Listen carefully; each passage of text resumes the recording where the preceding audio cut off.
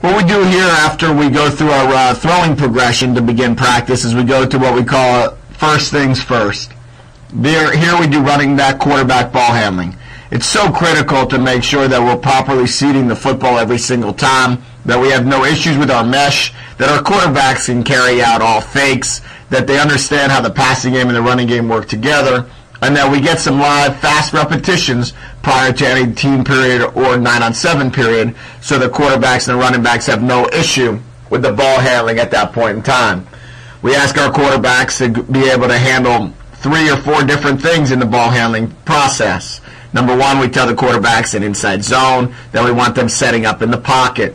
Our tailbacks are aiming at the outside leg of the guard and then making their read for the first inside lineman or down lineman from inside out. The quarterback has to sell it every single time on the inside zone play like he's running play action. We want him to keep the ball hidden as long as we possibly can and then snap his head around looking for the free safety, setting up in the pocket. When we ask our quarterbacks to start going to the outside zone play, now we're asking our quarterbacks to carry out keeper fakes. Here you can see the quarterback running what we would call 18 strong, where we have a split flow outside zone run play. The quarterback is stretching it, understanding the tailback's landmark is to the butt of the tight end. As the quarterback hands the ball off, he then carries out a keeper fake. When we carry out keeper fakes, what we're doing is we're making sure that our quarterbacks get no deeper than 10 yards. More importantly than that, we're asking our quarterback to find the defensive end. The defensive end will either be rushing up the field or will be coming straight down the line of scrimmage. If the defensive end is coming straight down the line of scrimmage, okay, in this case right here, now you can see the quarterback will have his eyes around. He'll find the defensive end and indicate to the play caller whether or not the keeper is going to be there or not.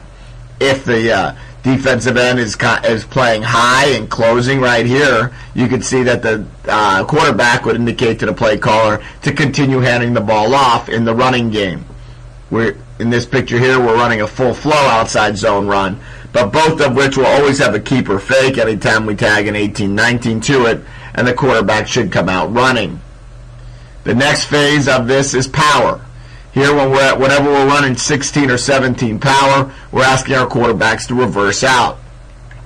What's most importantly here is that we don't take away the A-gap from the runner. We have to make sure that our landmark's great, that our quarterback is going straight back, that we're giving the tailback the front side A-gap to the back side A-gap, and we're not making the read for the tailback based on the width that we're asking him to go, or the fact that we're actually pushing him out of his read based on how wide we're going. We need to go straight back, hence us reversing out rather than opening to it, and then finishing in the pocket just like we would be throwing some form of power pass.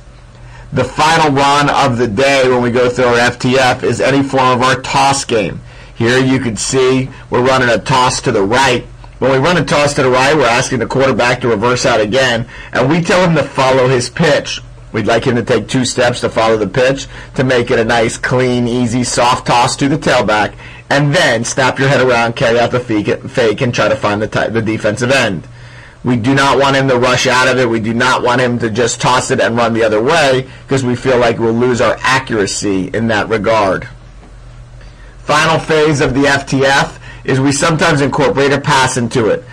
So often we don't get to throw to our tailbacks. So here you can see we're incorporating either a throw to the fullback or to the tailback right here, just sitting him down the pipe to make sure the fullback is not just always blocking, number one, and number two, we're able to get a live rep on a throw prior to the start of any team or 7-on-7 period.